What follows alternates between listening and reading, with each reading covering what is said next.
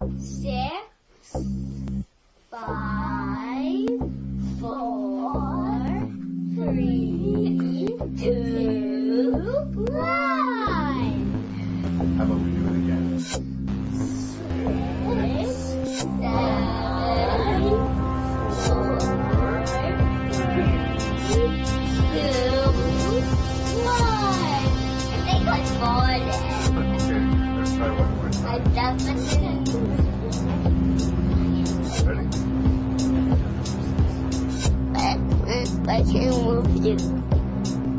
Making review. Making review. 6, 6, 5, 5, 4, 3, 2, 1.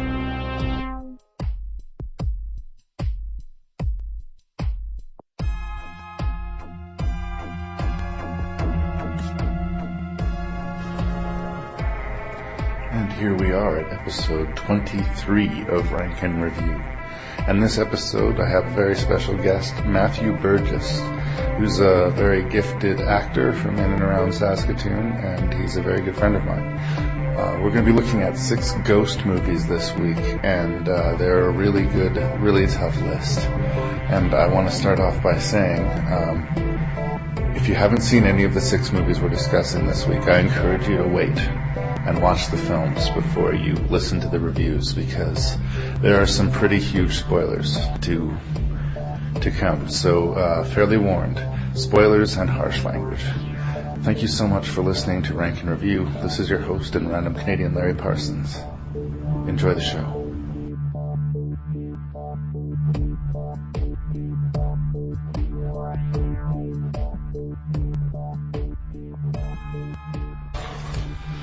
All right, well, we're going to call this episode 23 of Rankin Review. I'm just going to jump right into it like that. Hit me. And we're doing ghosts again, and I have my good friend Matthew Burgess here. Very happy to be here. And thank you for doing this. I know you're a very busy man, and I appreciate it. What's fun? What brought you to the ghosts as far as a topic? I mean, is that your type of horror movies? You prefer that over the slice and dice, or? Yeah, I think I actually get kind of sick with like stuff. I mean, unless it's how do I say? Like something like, I mean, Kill Bill isn't something that I would say it's almost about ghosts, but the amount of gore that's involved in that is like over the top. So I can kind of become really block it out or censor it in a way, you know, or it's like I can enjoy just feel how graphic it desensitized. is. Yeah, exactly. But with slasher stuff, it's just like a level below that, where I actually don't get to that point, so I feel kind of sick, kind of nauseous, and some of them go to like a point of making it look so real and so awful that I don't know if I can handle it. But these ones, I like them because they you're just kind of thinking, well, you're almost like a detective in some of them. Atmosphere is so important to ghost stories, and I think the selection that you have here, this is more of an A-list class of ghost stories. I think that, for me, for the most part, I like all of these movies. Yeah. I mean, some are better than others, but overall, I'm going to be positive about all of these movies. I don't necessarily believe in ghosts, but I think there's a part of me that really wants to. Mm-hmm. And there's a part of me that's really fascinated by the idea of what would happen if I turned that corner and did see a ghost, like what that would do to me, like how that would change my worldview and how I would react in that moment. And we have a lot of stories here about people, finding out the truth about their own identity or about that confrontation with the supernatural. Yeah. I remember when I was a kid, I liked watching all these documentaries, those faux documentaries on like the Amityville horror and stuff like that on TV. Yeah, and biography. Yeah, absolutely. I would take that completely seriously and believe it utterly as a kid. But as I grow up, I look at these with a little bit more cynical eyes, and I see them more as pieces of entertainment. Yeah. And sort of the way we sort of forward urban legends or modern myths. But again, there's that part of me that wants it to be true. That sort of. But I don't know, you hear stories, and I guess they're always from another account. Someone has this account of what happened. Yeah. And so, it's almost like the telephone game, and things change and stuff. But there's some pretty crazy, intricate stories, even here in Saskatchewan. Yeah. That are just pretty. How do you explain them? Yeah, I don't know. My wife worked at Fort Battleford. Right. And there's a story of they have a motion-sensitive alarm within the rooms. So if anything moves, these alarms get tripped. And so it's like a parlor of some kind, and they're unlocking the rooms and they open the door to this parlor, and there's just the playing cards are intricately laid out across the room. And again, I mean, how much did that event ever actually happen, or is that just like that?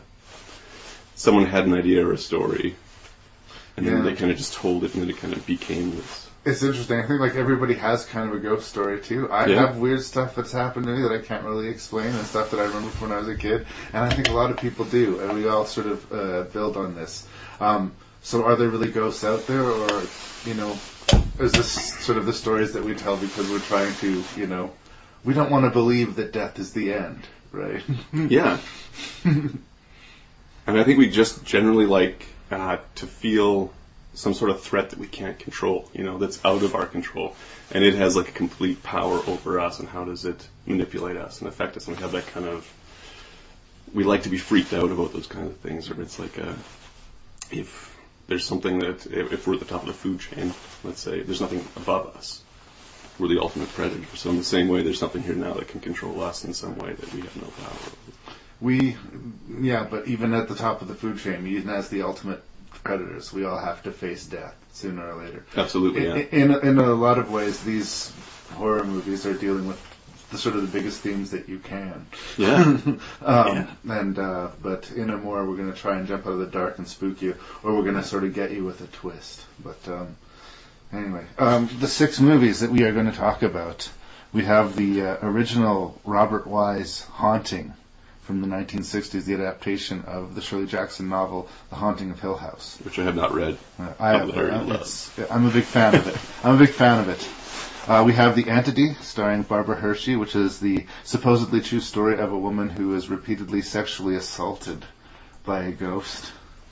We have Session 9, that we're going to have an in-depth discussion of, from director Brad Anderson. This is about a work crew who is asked to clean up asbestos in one of the creepiest buildings ever. From the late, great Richard Matheson. He just actually passed away last year. No, really? Stir of Echoes, starring Kevin Bacon, about an ordinary guy who sort of gets swept up in a supernatural adventure when his sister-in-law opens him to the world of the supernatural. The Nicole Kidman starring Others, sort of a period piece about a woman who have some 2 children who are allergic to light.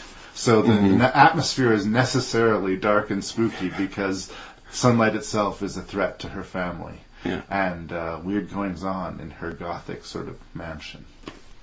And last but not least, of course, from M. Night Shyamalan, The Sixth Sense.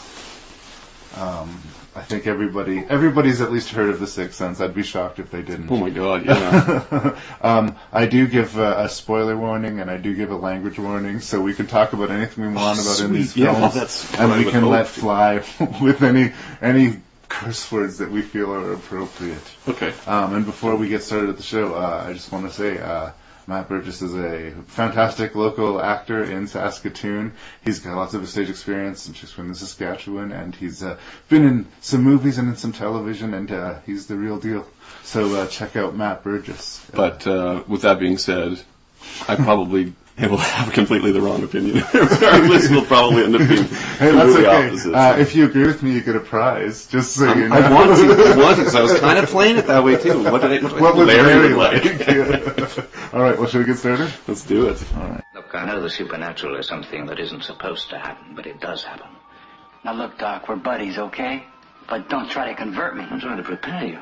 My name's Marquay, Dr. Marquay, a scientist interested in the supernatural. The unnatural, if you like. I came to Hill House to find the key to another world. Assisting me in this exploration of the unknown was Eleanor, Nell, who could look back into the past, and Theo, something of a witch, who could see into the future. This is Luke, who didn't believe in anything, until evil, patient and waiting, made him change his mind. Stop it! God. God. Whose hand was I holding? How many of us take seriously the things we cannot or do not want to understand, simply because we are afraid? Okay, so I figured we'll start with the sort of oldest and most classic of the bunch first, The Haunting by Robert Wise. He's sort of a classic Hollywood director in a West Side Story, some sort of epic Hollywood films. And this adaptation of The Haunting of Hill House from Shirley Jackson is one of his higher tentpoles, I think. Of course, I'm a fan of the horror genre. But as we talked about before we started rolling, because of the time that the movie was made, approaching it from, the year 2014, it sort of colors how you're going to take this movie in. Oh, absolutely. So, what did you think of The Haunting? Has it aged well? Does it scare? I think there are some noticeably cool things that happen in it. But I don't know if I'm ever actually scared throughout it with this particular production of it. I watched it a couple times just because it was the first one that I had seen, and then I wanted to come back to it just because I had some time had elapsed since I'd seen it. And did some more research into it, but I just don't know if I get as caught up in it, and I think it's because, for me, a lot of it was some of the music in it, and I don't want to piss anybody off, but some of it just seems like really off-putting and just makes you go, you're supposed to be scared now. And even in like some of the commentary that I listened to, he's just talking about how it's like, I don't like the main actor, the guy who's the professor. Sorry, let's say Richard Johnson. Richard Johnson, I believe, would be playing Dr. He says investigator. Yes. He says that in the commentary that he doesn't like watching films that tell you when to feel a certain way, and it's just like, are you kidding me? The music in this movie is just going like, it's like big trombones, but not like this kind of moody music, and it just doesn't have any kind of like any ominousness to it. Do you know what I mean? Yeah. It's like very striking. It is somewhat operatic in scale, especially and this is not just from the period of the movie. This is, I think, a conscious choice of the movie. Yeah. Like the chimes ringing at the beginning when we're hearing Eleanor's backstory, sort of adding to the craziness of it. Yeah. To speak a little bit of service to the plot before we get too far in it. Basically, we have the classic tale of a group of people asked to investigate a haunted house. We are treated at the beginning to an extended prologue giving us the history of Hill House, and then we are introduced to the very broken, fragile character of Eleanor, who is basically on her first. Even though she's got to be in her mid-30s now, she basically feels like a teenager out of the house for the first time, tasting freedom for the first time in her life, and she meets this doctor who's investigating hauntings at Hill House. This beautiful, eccentric, psychic woman, and this sort of young playboy dude, and it's almost like a summer camp adventure for her. But this is the greatest adventure of her life, and she has great importance is put on this by her, and she is sort of stepping into a great sort of supernatural, evil ? I really think that the story is strong, and it is the best element that this movie has. I do think that watching it from now, you have to sort of accept that the performances are arch. There's a little bit of theatricality to both the dialogue itself and the performances of it. There's a bit of a newsreel quality to some of the information. And now some exposition. But I do and really... now some exposition, just tons of it. I kept watching it and thinking, I really want to see how that house affects her more. Right. Or how much she becomes kind of drawn into the house, rather than, and I know they were trying to stay true to the book, and she constantly has that, I guess she's fighting that whether she should leave or whether she should stay, because this is, as you said, the greatest adventure, but you just, the whole time through, you're just feeling like, I feel so bad for this woman, because something terrible is going to happen. It's like, she just went through how many years of having to look after her sick mother, and now this is just basically, and now to reward you, we're going to put you through this hell forever. But this hell she welcomes with open, loving arms, because it's hers. It's something that makes her special, that validates her life. It's a very tragic story in a lot of ways. Yeah, I know they did it in the remake. They killed off the pompous asshole guy, but they could have taken him instead. But I guess that's the. This is allure a of it. fairly bloodless story. I mean, there's not a lot of death in it. There's more. It's more about the atmosphere and the scares. And I think, again, considering the time it was made, there is stuff that is pretty scary. Yes. The pounding on the doors at night and getting closer down the hallway, or the sequence of you're holding my hand too tightly, and there's nobody holding her hand. I thought For the time. Sorry. Yeah. Yes. they were. And they, again, taken right out of the pages of the book. Yeah. I appreciate that they were faithful on that level, and that they tried to be faithful to the sort of perhaps attraction between the two female characters. They had to be sort of step carefully around it given the time, but I think they pushed that sort of tension as far as they could, and it still reads. That stuff I think is great, and that's after having watched it again, can appreciate that for sure. But you're talking like the sound of the down the hallway. Yeah.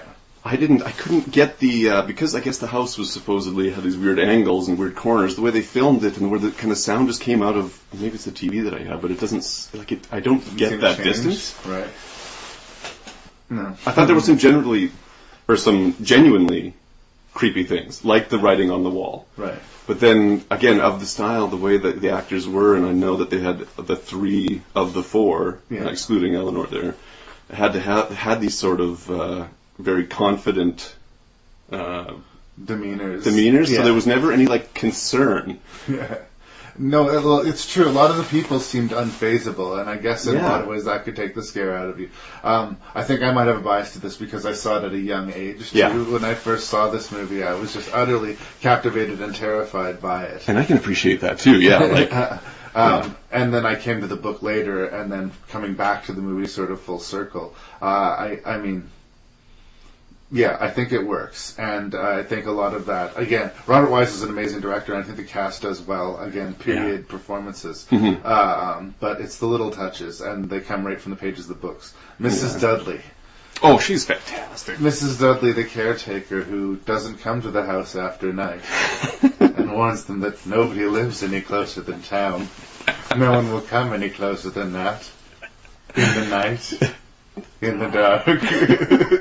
It seems like they're hitting that note really hard, but it's awesome. I love it. It's like a classic little moment. Yeah, but that's what I think is the difference in the performance. Like, I actually really enjoyed her, Mrs. Dudley. Like, I could have watched her the entire movie, but like, she's so awesome. Like, if she just holds that character throughout. And I guess the other ones had it, but maybe Eleanor felt a little. I don't know. Yeah. Okay. Yeah, the doctor was so into it too. He just seemed unfazable. He really wanted to have a conversation with a ghost. You get the feeling like he would just be thrilled and not at all fazed or scared by it. And of course, the psychic, obviously already a believer. Yeah. And the young playboy is just sort of the young hip playboy dude. Until things get really obviously supernatural, he's just a drunk in the corner throwing some sarcastic lines. It's true, you don't get the dread from the cast, but I got the dread again from the backstory. We know that this place is evil, and we know something bad is coming. Okay, and then here's the other thing though. I love that it's black and white, because I love the kind of shadows and stuff you can get. But it still feels like it's this brightly lit place, because to build all those shadows, and it looks like people are getting like huge like lights from below. You can see the shadows like directly behind them, so you know those lights are like strategically right in their face. Yeah. But for a certain look, which is to get these shadows and stuff, which I think is great. But then you lose that what color and darkness can do to a piece. I don't get as. It's like filming that, what's it called, like Day for Night, where it's like you try and make it look like it's nighttime. Yeah, when it's not clearly. Yeah, when it's clearly daytime, by changing the tint or something. I get that same kind of effect where I can appreciate the lighting. Yeah. The way it is, but I notice the lighting. Yeah. Whereas in and when you're more thinking about the contemporary lighting, films, you're not thinking about the movie. Yeah. Right. I get it. Well, overall, I mean, I would give this movie a thumbs up, and for me, it's going to rank actually pretty high on the list. But we'll see how it goes. Is there anything else you want to say about The Haunting? That I think, yes, given the time, I think people should see it, because it is like the predecessors. This is what people were watching to now get to where we are now, and just refining it. But these are the ones that are the important ones to watch to appreciate the starting of these. And I have to stress this: if you're going to watch The Haunting, watch the 1960s version of The Haunting. Yes. The 90s version, directed by Jan de Bont, is just something You know what? that should be avoided. I haven't seen it, but I should. And then you can compare the two and see which one you can actually appreciate more, because it's probably going to be the 60s one. Well, here I can say, here are 3 things that will make you angry right now. In the new version, the doctor doesn't tell them that the place is haunted. He says that he's doing a sleep study. The statues come to life, and they do absolutely nothing with the lesbian sort of intrigue angle, in spite of the fact that Catherine Zeta-Jones and Lily Taylor play the leads. I don't even know what else I have to say about that movie. It's just utterly bad. In The Haunting, you're constantly waiting for the statues to move. And then they hold their... It's like watching from The Dark Knight, where he'll hold on that image, or like from Inception, with the coin, or the thing that's spinning. Yeah. And it's just about to fall, but it doesn't. It kind of keeps... quite. Yeah. And then he cuts. So he leaves it like almost past that point. It's the same with this. It's like, are they going to move? Are they going to move? And just when you think they are, then you've already just cut to something else. So I love the camera work in the movie. And I think that's the sign of a good movie, too, because they're asking your imagination to do the work. Yeah. And when they get you working against yourself, then, yeah, bravo. Hey, wake up! Wake up, everybody! It's a gorgeous day! Gorgeous day! Come here. 20th Century Fox presents the story of Carla Moran, Okay, now look. the most extraordinary case in the history of psychic research. Everything broke loose and went crazy, and everything was shaking. The bed was shaking, and the walls were shaking, and... Like an earthquake. No, it wasn't like an earthquake. It was much stronger than any earthquake. Oh, wait a minute. Honey, I don't really understand this. You were attacked? Or you weren't? It happened. I was raped. You were raped by whom? I don't know. There was no one there.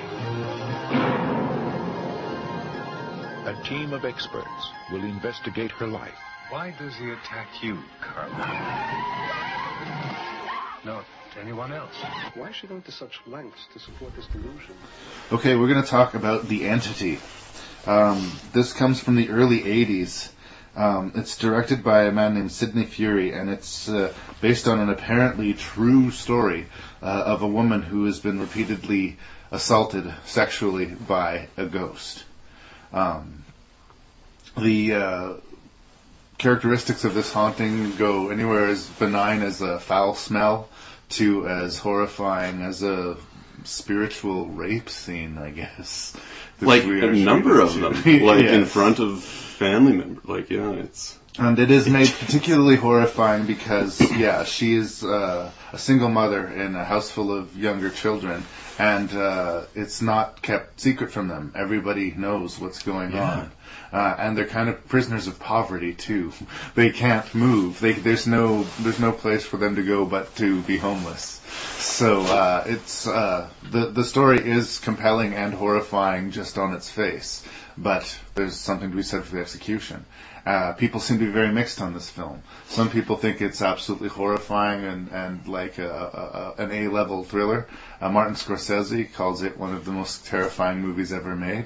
And there are other people who think it's, trashy and derivative, torture porny cinema. Where do you land on The Entity? I was not really familiar with The Entity at all. So to just not even read the back and just watch the movie, I was really...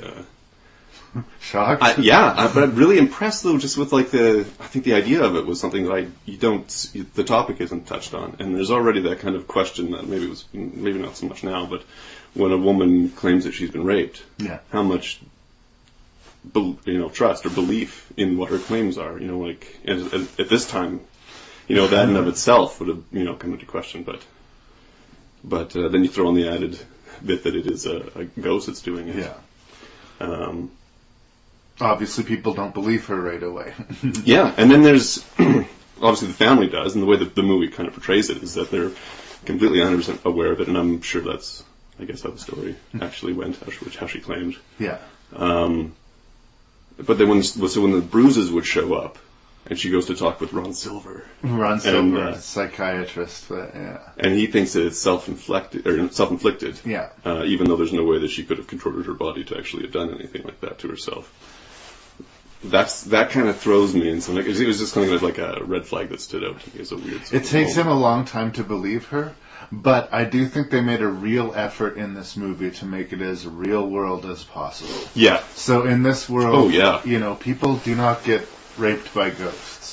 And she does exhibit a lot of these behaviors of, you know, sort of, she's been abandoned by her husband, she's sort of, she's poor, she drinks a lot, she's under a lot of stress, and she needs some outlet to put all her frustrations into. And if she can find a legitimate one, is she inventing one in this evil spirit? The movie doesn't play the ambiguity of it.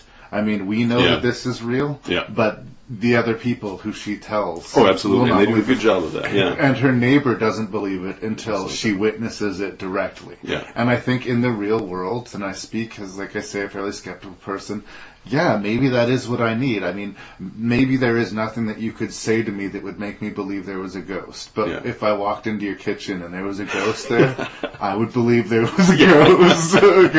then, okay, you got me. Yeah. I think Barbara Hershey gives a pretty brave performance. Oh, absolutely she does. Because there's a point in it where she even, just look in her eye makes you go, is she just crazy? And despite the fact that we've seen all this happen, she gives these pretty amazing looks that you just go, what's going on in her head? Yeah. In a movie full of horrifying moments, I think one of the scariest things to me is the first time she is slapped. You hear the sound effect of a slap, and her face goes to the side, and she brings her fingers up to her face, and she's bleeding just a little bit. Yeah. And she looks at herself in the mirror, and she looks at herself like she is crazy. Yeah. And then the attack really begins. It's utterly chilling, and I'm just... I totally understand how this would hit somebody and be like... I will not be in my house alone again tonight after I watch this movie, you know. But then realizing that there is no way to get away from it, because then the car scene happens, and it's like, this is like attached to you. Yeah. Maybe it's just going to do whatever it wants, whenever it wants to. And I think that's sort of the interesting thing about the true case and about sort of cases like this, maybe less severe sort of poltergeisty things, that the phenomenon sort of centers around a person. It's not a house, typically. It's not a haunted house. It's a spirit that is obsessed with them. And that, I think, also gives compelling evidence that it is something that is coming from them. Again, according to this movie, there's a ghost, and I have no problem with taking that ride with it. I think where the wheels get a little bit creaky, for me, is in the third act, when we get to this elaborate sort of gymnasium ghost mousetrap sequence. A replica of it. It's like they had a really brilliant, really terrifying concept, but they didn't really have a complete story to tell because, you know, even according to the true life, in quotation accounts, this happened for a long time and then it didn't. So they're trying to manufacture some sort of satisfactory climax or, you know, release or peak to the end of the movie. And it sort of culminates in this, it really looks like a gymnasium of a high school that they retrofitted to catch ghosts. Yeah. they have the resources devoted to this in parapsychology. Well, this was millions of dollars at work. This guy really called in every favor that he had. But Barbara Hershey, I mean, will just takes it to another level. Yeah, and I do think that I would warn anybody who's watching it. This is fairly graphic in the portrayals of the attacks. You know, it could have been a lot harsher than it is, but I mean, I find it, you know, it's off-putting, and it should be. Yeah. It's like it's approached seriously. Yes. Except some of the special effects are kind of dated. Yeah. Which takes you out of it a little bit, I think. For a movie, I can appreciate what they're saying and how awful it is, but that's not, and not that it has to be heard, but there was like a weird sort of animatronic. For a movie that was very early in the 80s. It's not as taxing to watch as some of the 80s cinemas that you'll see. Yeah, I guess. There's things like that I find amusing, like how the boardroom full of psychiatrists and doctors is just like everybody was smoking in there. It's just like a billowing of smoke. Everybody had huge beards and like was just chain smoking. That was a comment. And yeah, like you say, some of the electrical sparks. Yeah. Sort of the blue entity sparks that we see in the house. You know, just look drawn in, and they're of the time. Yeah. I think if you saw this in 1980, you would Again, be like, yeah, absolutely scary. I think some credit needs to be given to the soundtrack, even it is very synthy, but there's a specific percussion thing that happens when this entity is attacking. Quentin Tarantino is a big fan of it. He actually sampled it and uses it in Inglourious Bastards. I didn't know that. When the Shoshana character comes to the dinner table and she sees that she's about to eat supper with the man who killed her family. When she sees him, all of a sudden that same sound cue from the entity starts slamming. It's really sort of, it's weird. It's very specific 80s sounding thing. Yeah. But you would never, I don't think you would hear it nowadays unless it was in a movie made to be a throwback, emulating the 80s. But I do think it kind of works in the world of this Entity movie. Oh, yeah, for sure. What's compelling to me is the Barbara Hershey central performance and the sort of basic conceit of the movie. Like I say, I think that we kind of lose it a little bit in the third act. I'm trying to remember the specifics of the ghost trap. I think it was... they recreated her house. Yeah, but it was like all plexiglass, I think, and she had this one corner of the house that she had to get to. She'd hit the button, safety wall would come down, and then the house would be flooded with helium or nitrogen. Yeah. And then they came up with... And then this ghost was, for a short period of time, trapped in like this kind of icicle, kind of gooey form that's really, again... It just doesn't look very good. And in a movie that's so trying to take itself seriously, too. Yeah. And then, as you said, then she comes in and she makes some claim, says something about you will not ever own me or something like that. And then she leaves the house. Storms out. And then they have that little the little trailer talking about that. Oh yeah, and then the ghosts periodically would find her and mess with her again. Yeah. Again, there's no real satisfactory ending to this movie. It's like, here's a bunch of creepy scenes, and here's how maybe they would try to treat it. Yeah. And credits. But I do think it's worth a look. Oh, yeah. I do think, it's interesting. I don't think it's going to rank super high on the list for me, but I do think that I would recommend it to people. It's weird because for a movie that seems to be so divisive in a love or hate category, I kind of land somewhere in the middle there. I do think that it hits a primal nerve as far as that vulnerability. And I think especially if you're like a woman who lives alone, watching this movie could really just terrify you, I do find it creepy and compelling. I think the camera work in this one is good. There's some really awesome shots, just with of her coming home. Her house is on that slant, and they've turned the camera so it's on the slant so that the road actually looks perfectly flat, but now the house is kind of on an angle, and she's off, and it really kind of sets a mood of things are different now. This house is askew, or this world is now kind of shifted a bit. And I appreciate how, with the exception of one scene where they genuinely just surprise you out of nowhere with the attack, you feel the attacks coming before they happen. Yeah. You're psychologically right with her. She's just reading her book and everything's fine, and then she stops and you're right there with her. There's just, they drag you into it. Yeah. And again, that's where this movie really works. It's Barbara Hershey alone in her room at night. Yikes. Yeah. And just in the bathroom, that bathroom scene is just troubling. Because you are so vulnerable. You've just gotten out of the bath, the floor's wet, you're, vulnerable. It's a classic horror movie conceit. A lot of people complain, why do they always have to have nudity in these horror movies? Well, despite, other than the fact that people like nudity, there is, exactly like you say, this sort of feeling of vulnerability. There's really you only would strip off your clothes in a place where you felt safe and secure. Yeah. And to be attacked in a place where you are the most safe and secure is horrifying. Yeah. I gotta get construction crews in here by Columbus Day, so you gotta get them in how long? I've got 4 really good guys. 1 week, we're gone. That's fast. I need the job. So the loonies are outside in the real world, and here we are with the keys to the loony bin, boys. might actually want to be grateful when you're about to make some decent money. What's the catch? Patricia Willard scandal, 1984.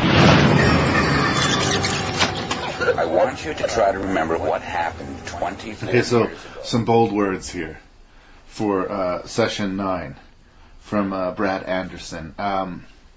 I think that Session 9, this film about a work crew who is asked to remove asbestos from an old abandoned asylum, might go beat for me with Stanley Kubrick's The Shining as far as sustained atmosphere of creepiness and tension. It's a more obscure title than most of the movies in this list, but it's set in a real place and shot in a real place. Yeah. And there's something about the movie, and I feel this about The Shining too, whereas like almost every scene, I feel like there's another character who's about to walk in the room. Well, I think the whole building is another character for it. Like, it's just... Yeah. It's awful. It's an awful place when you can, and it's, as you said, it's an actual building. Yeah. Only a portion of it they could actually film in. The Danvers mental asylum, I think, Danvers Institute. Apparently, it is subsequently burnt down. Unfortunately. Oh, really? You can get YouTube footage of people filming it burn. Right. Actually. Really? I don't know if there's much, or if anything, left of the actual place, but I think that this is definitely one of those low-budget movies that make great use of their location. Yeah. And over and above that, there's a really, really strong cast here. I think that Peter Mullen, who is our lead, is amazing in this movie. I'll just be frank. Josh Lucas, Brendan Sexton III, and Stephen Gavin, who also co-wrote the screenplay, is good. Yeah. And the real surprise and the deal breaker for a lot of people when I say you should check out this movie. Yeah. David Caruso. Yeah. What did you think of Session 9? Oh, I love Session 9. Like they say, they didn't actually bring anything in for set decoration because everything they needed was already in there. It was this fucking crazy pipes shithole. Exposed, flaky paint peeling, dripping water, like sagging floors, and vast empty hallways. Chain link fences dividing corridors of stairs for patients and visitors, or patients and guests, doctors and stuff like that. So the aqua treatment, the hydrotherapy. Yes, dunk them in cold water. That will make them less crazy. Yeah. And then just areas that they couldn't go down, or that they could still get shots of. There's one of the great shots just off the start. It's like, it's even on the poster. It's just this long hallway of it looks like the whole floor is rotted out and the walls are rotted out. And at the end, the sun's kind of coming through and spreading light over this wheelchair that's just sitting right in the middle at the end of the hallway. And it's like, it looked like it would disintegrate if you touched it. Yeah. The movie is full of these really grotesque, horrifying images. And I do think that, I'm not going to say anything bad about the performances, too. Everybody pulls their weight. Yeah. The sound design does an awful lot of the work, too. One of the characters, Stephen Gavin, who was studying to be a lawyer at one point in his life and is obviously a fairly sharp guy, sort of stumbles upon these old recordings of this woman who apparently had multiple personality disorder. And he becomes kind of quietly obsessed with listening to these old interviews, these old sessions of this woman who we slowly learn the history of throughout the movie. What's left to, I guess, the viewer's interpretation is how ghostly this ghost movie really is. Is this, in the end, a portrait of insanity, or is this a haunted place that sort of takes advantage of someone who's already fragile? Again, I keep going back to The Shining, but that's sort of, I think, what most sort of lends itself to. And I think you're in good company if I'm comparing you with The Shining. That's a very... Is it actually a ghost story? Because there is no real ghostly things that happen other than these voices that are heard. And again, is that in Peter Mullen's head, or is that something that really happened to him? So, and again, full disclosure, this guy's coming off of just having a newborn baby with his wife. Seems to have some sort of colicky problems, Yeah. which I can imagine would be stressful. Terrible, yeah. On top of his high-stress job, he comes home to a screaming baby every night. Yeah. Yeah. And so the events of what happened after getting the contract, because his business is also going down the toilet. So this is the job he needs, and he guarantees a certain deadline. So he's under a lot of stress there already. Correct. What I don't know, other than the link from that voice that he hears from the "Hello, Gordon" to the what he hears on the tape of making that some sort of ghostly connection, like a transference of a ghost or an entity or a demon that would, or because would it be a ghost that would then get into his body, or would again, and this is up to your interpretation, and you can choose to make the interpretation that Peter Mullen went crazy, killed his family and his crew, and that was the story. But I think that there's another ingredient here, and I think that the movie at least gives me the option for it, and a lot of it comes from the tapes. Yes. The whole time he's talking to the different personalities of this patient, he's trying to get to the personality that executed the murder. Mm-hmm. And when he finally gets to that voice, which is Session 9, which is the name of the movie, which gives me to think that there's some importance to it, the voice completely changes and becomes like, I mean, they're all separate personalities as far as an innocent child or a protector figure, or Annie, sort of the top level personality. Yeah. This seems disembodied of all of them. Oh yeah, the other Simon, one seemed like, I believe it calls itself, and Simon says that it lives in the weak and the weary. And Peter Mullen's character is that. When we meet him, he is the weak and the weary. He needs this job. He's frayed around the edges. He's not sleeping. And he comes to this Danvers place, desperate, so desperate for the job that he underbids for the time. Mm-hmm. He gets good cash for it, but he basically says he can do it at twice the speed that is reasonable. Mm-hmm. So he puts his crew on even more stress than they would already have. They're clearing asbestos. This stuff gets into your lungs and it shortens your life by decades. Like, it's bad. He is fragile. He is the weak and the weary when he comes to Danvers, and he gets hypnotized by that long hallway, and that sort of is, I think, the moment that tips him over. We don't realize it's the moment that tips him over until the last few minutes of the movie when these cards are sort of shown to us. Mm-hmm. But, that's how I interpret it, that Simon basically tipped him over the edge. And basically, that might have been the Mullen character who snapped and killed his family, but Simon was probably the one pulling the strings with his work crew. Mm-hmm. It's a tragic story, like a lot of these movies are. And I do think that that central performance by Peter Mullen is just great, amazing. Yeah, and and it doesn't. It's in the same way it kind of is laid out to you as you'd find in The Sixth Sense, where it's like things are right there in the open for you to see, but you're just not seeing them because we're also taking you on this other story. But it's all kind of there at the same time. And he does a great job, and they do pair up things, like when he's on the phone talking to his wife. Yeah. And he's right beside the tombstone of 444, which happens to be the room number 444. I was going to talk about that scene, because I love that scene when his nephew interrupts him as he's on the phone with his wife, in quotes. Mm-hmm. He keeps talking to his dead wife on the phone. Again, we don't realize this until the third act of the movie, but that scene where his conversation is interrupted and his nephew basically tries to calm him, and he's genuinely touched by this kid sort of reaching out, and they shake hands. It's just such a great scene, and the character beats in this movie are so strong. Like I said, I remember recommending this movie to a friend of mine, and I had to say, I'm going to attach a writer. I think you should watch this movie, but you're going to not want to when I say David Caruso is in the movie.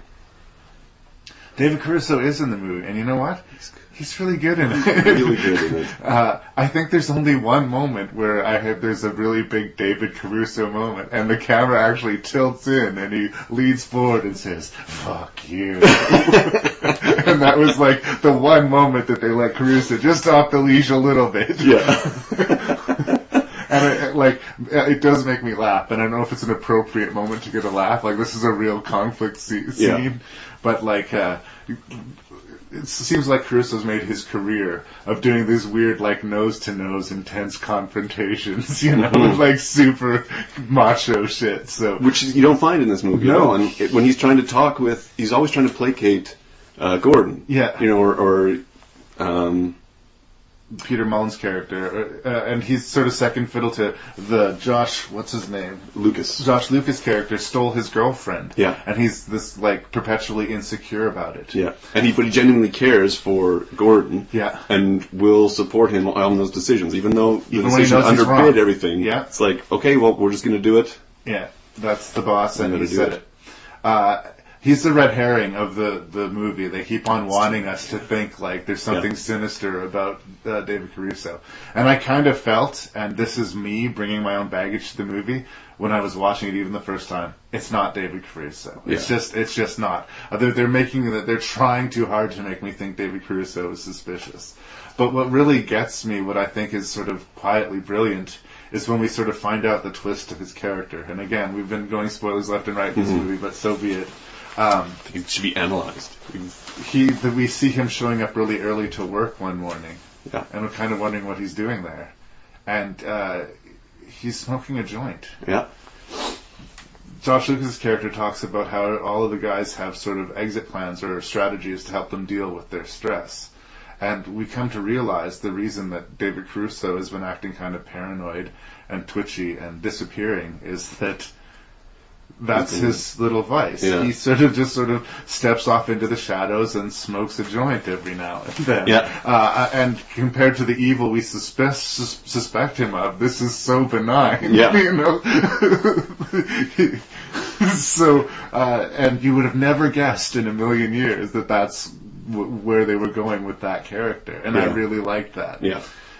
He also has an interesting couple of scenes towards the end of the movie where he is talking to Gordon, but he's not the David Caruso character anymore. Yeah. At some point, he becomes either the projection of Peter Mullen's madness or the projection of this evil entity, Simon, basically saying, yes, it's true. You have you've killed your family and you've killed your friends. And whatever is left of your life is in this Danvers place. You know? Happy. Yeah. But I think from an acting perspective, that would be an interesting thing to approach, because where do you hang that on? What character are you, like, where are you when you're delivering those lines? Your character has died. Yeah. Right? And so, considering the part that he was asked to play, I thought, David Caruso was fine. Absolutely. I thought he was great, yeah. The one that kind of got me was Sexton the Third. Yeah. I didn't know how I'm supposed to take this guy. The kid, yeah. Is he Mullet boy. Yeah, is he a good actor, or is he just like the buddy? Have you seen Boys Don't Cry? Oh God, I'm going to sound like an idiot, because I know I have not seen it, but... he plays sort of a redneck character in Boys Don't Cry. Okay. And I do think he is good. Yeah. But I do think, to a percentage, yes, he is playing himself. Yeah. In some ways. There's a very earnestness to his portrayal. Yeah. But I think it works, because he's sort of the keener, goofy kid. Yeah. Who probably wouldn't be there. I do enjoy he when wouldn't I go. be there if his uncle didn't run the place, right? Yeah. And everybody there knows it, and they have to put up with him, right? Yeah. And I get that. And he has probably one of the best sort of spook scenes in the movie. Yeah. Because they establish that he's scared of the dark. And there's a scene where the power goes out, and he starts running down this hallway, and the lights start going out, and the darkness chases him down the hallway. Which I think is a great effect in the film, but then I jump in and go, but that's not realistic, because those lights would all just go out. So it's like, if they're exploding, no, that wouldn't make, I don't know if that makes sense either, but it's like the worst possible scenario that could have happened to that character, you know? Yeah. And you see him, like, choking on that one little shaft of light. And he's the one that's working. Yeah. Out of all of them. Everybody else gets distracted and dragged away. Obviously, we are both huge fans of Session 9. But I think another thing that I do want to bring up briefly is that you actually had a chance to work with the director, Brad Anderson. You did an episode of Masters of Horror. I did. Let's name drop here. So, no, can you give me a little bit I'm actually genuinely a big fan of this director. I know in an earlier episode I kind of shit-talked one of his movies, The Vanishing on 7th Street, but I do genuinely like this guy, and I will watch any movie that he makes. No, it was great. I was in Vancouver, and they were filming there. And I got called in for an audition, and as I said, this one for some reason went really well. I don't know why. I had no idea. We had other people in the room with us instead of like a usual sort of one person with a reader, like back and forth kind of thing. We had 3 guys that were just sitting in the room together, and we were supposed to be having this conversation about a guy across the room. And now we had this like super hearing. Yeah. And we walk in, and it's not typical because there's like a couple of producers at the table, but then there's this guy sitting on the floor with like another camera. And I'm like, what is this? You're just filling up this room. It's already hot enough in here as it is. And we're sitting there, and we're going through the scene. We did it a couple times, and then the guy gets up who has the camera, and he's like, okay, can you just try doing like this, whatever. And I was like, okay, yeah, sure. And I go ahead and, we all kind of changed it up a bit. Make some adjustments. And then, there was like, we went in and called in for some other stuff. But then I went home afterwards, and I was like, it was different from any audition I'd ever had. So I looked at like the sheet, the email that you get or whatever that says about who's directing and stuff like that. And I was like, and it said Brad Anderson. I was like, Brad Anderson? Who's Brad Anderson? I know that name. And then so I Googled it, and it turns out that he had made Session 9, which I'd already seen, and Machinist, which was another film that I thought was fantastic. Absolutely. And so I was like, holy, this could be cool. This would be really cool. And I ended up, I got the part. I went in there. Just a short scene, and as I was joking, like, this is something that he's never going to remember. It's like, well, Vancouver? Yeah, I was in Vancouver once. What the fuck was before? Vancouver for sure, yeah. But it was just a cool experience because the limited success I've ever had in that art form, I had an opportunity to work with this guy who was really, really cool. When we went in there, he was like, I wrote the stuff, but some of it I think sounds kind of stupid, so just feel free to just cut, And if it's something that I actually think was kind of important, okay, I should put it back in. Right. And we're like, oh, okay. He goes, but just kind of run me through it and see what you think. And then we'd film one thing, and he goes, okay, that line where you said it this way? I want you just to say that first half of the line, then turn and look, wait for like 40 seconds, and then turn back and say the line again. Right. And he's like, I just want to see what it looks like. And I was like, okay. So we did that, and he comes back, and we do the scene, and he comes over and goes, yeah, sorry, that was stupid. We're not going to do that again. That was ridiculous. 40 seconds is too long. Yeah. But hey, he's trying stuff, right? Yeah, and exactly. it was a fairly comfortable set.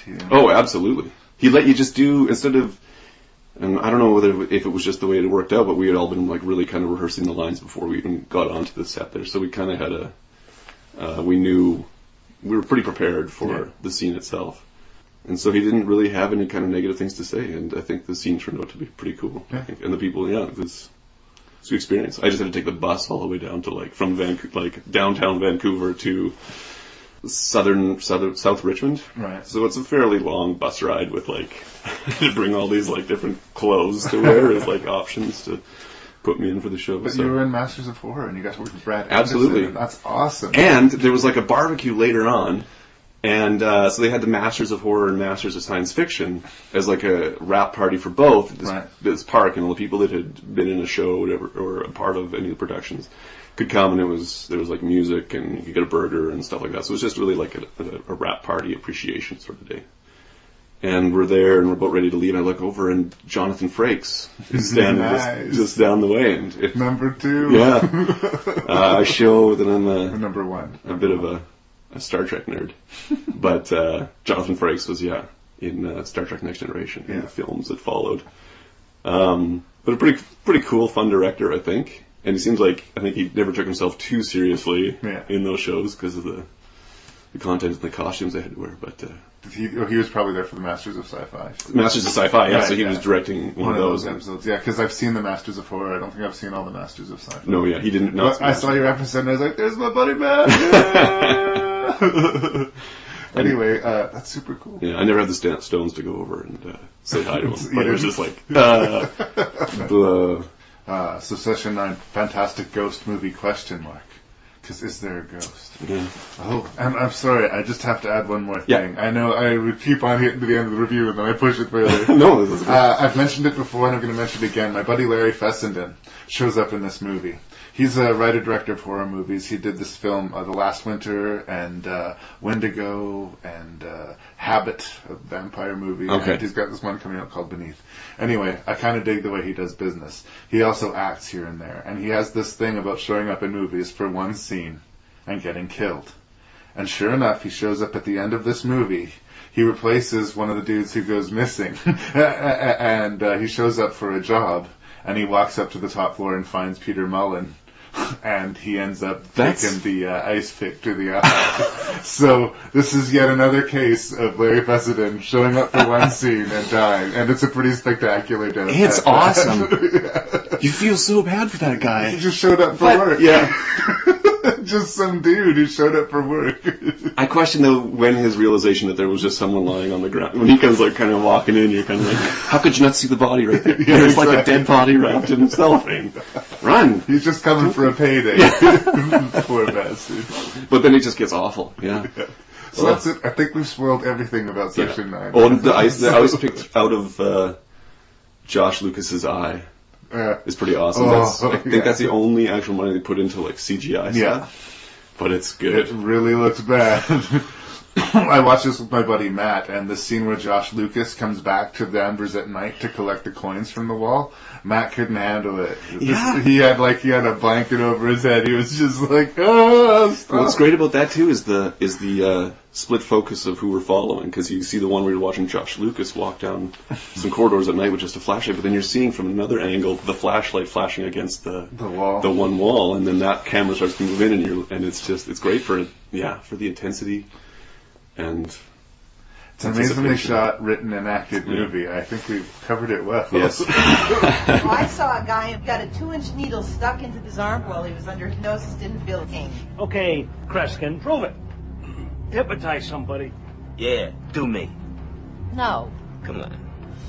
What's the worst that can happen? Close your eyes. Close your eyes. Why do I know that song? Are you okay? What the hell did she do to me?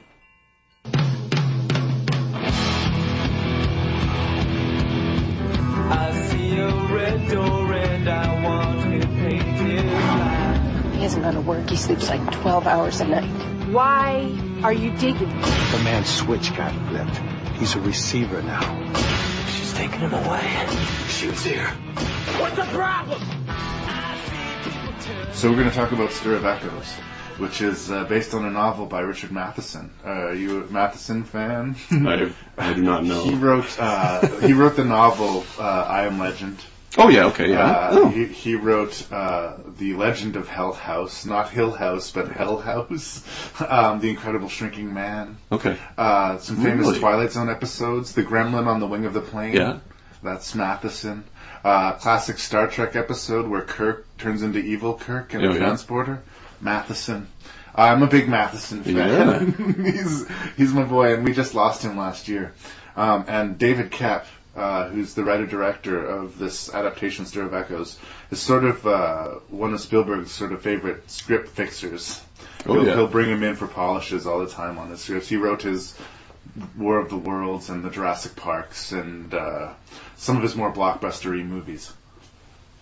And David Koepp had made a low-budget thriller called The Trigger Effect, which was about power outages in LA that basically one day the power went out and didn't go back on and people started going crazy. Mm-hmm. I thought it was a pretty decent little thriller. Mm-hmm. And several years later, out comes his follow-up. And I really think that the most unfortunate element about Stir of Echoes is that it got released in 1999.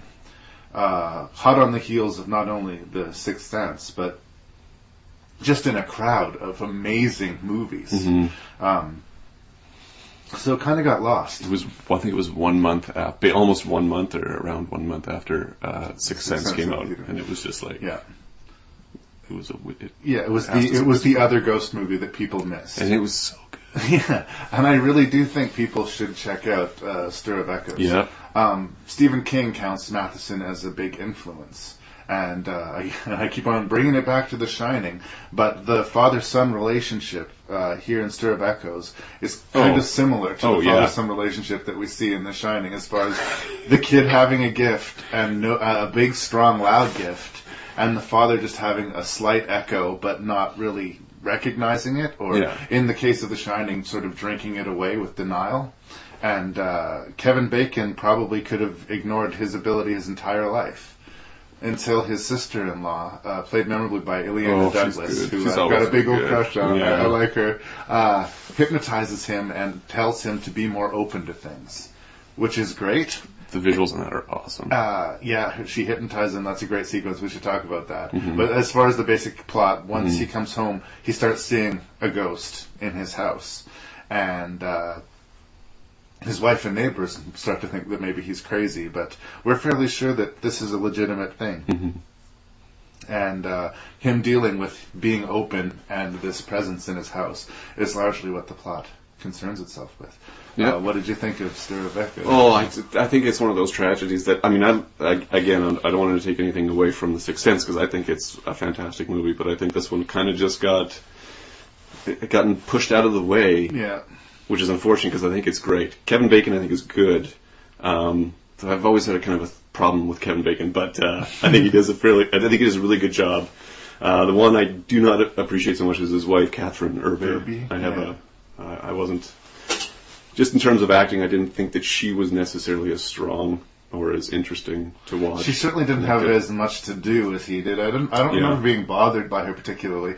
But he basically has an arc, and she basically stands at the side of the screen with a perplexed look on her face while her husband acts crazy. And or there's scenes of her looking like she's actually genuinely concerned about her husband and could possibly believe in. Again, there's like and as you said, you brought it back to The Shining, but the actual character, the person that tells the mother about the gift, is this really large black man. And it's like a huge homage to, if you can't see that, I'm just like, did they just rip this off, or is this Stir of Echoes does predate The Shining significantly. It does, I believe so. And Stephen King does mark Matheson as an influence. Okay. And again, if you look at Stir of Echoes, you look at The Shining, you look at I Am Legend, and you look at The Stand in some respects, as far as the apocalyptic vibe of it.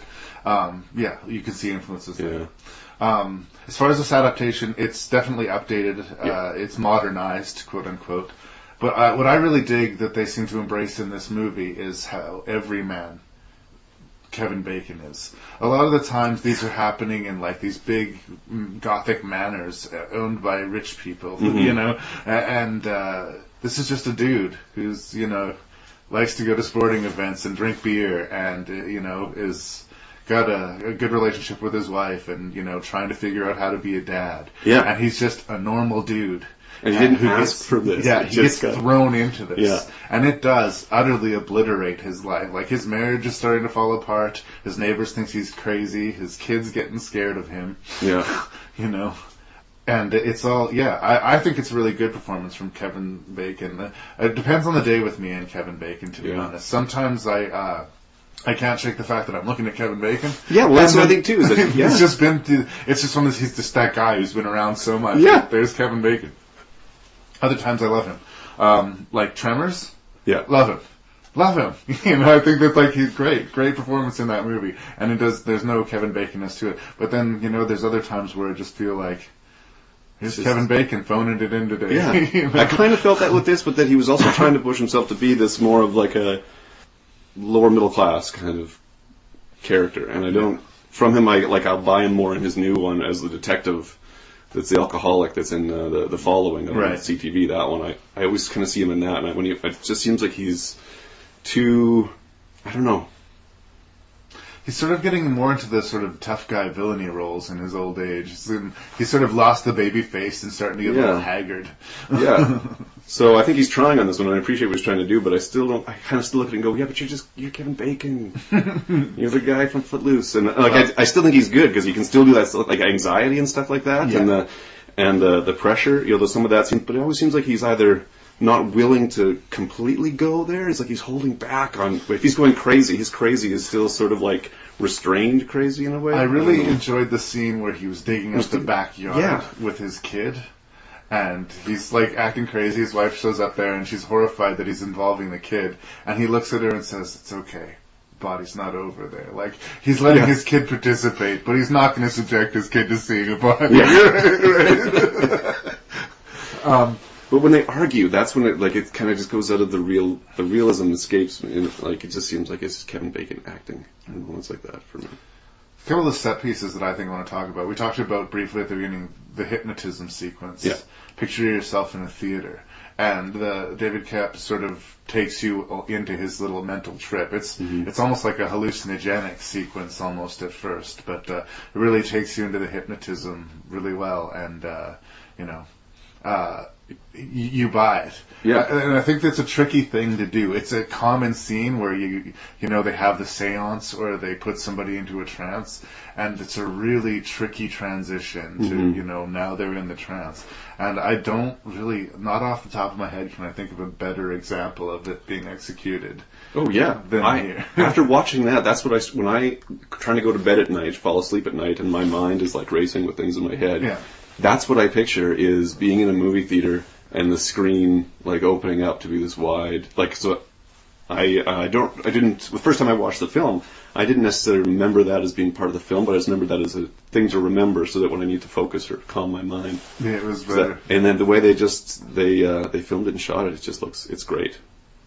Yeah, I really like that sequence, and like I say, I really like Illeana Douglas a lot in it.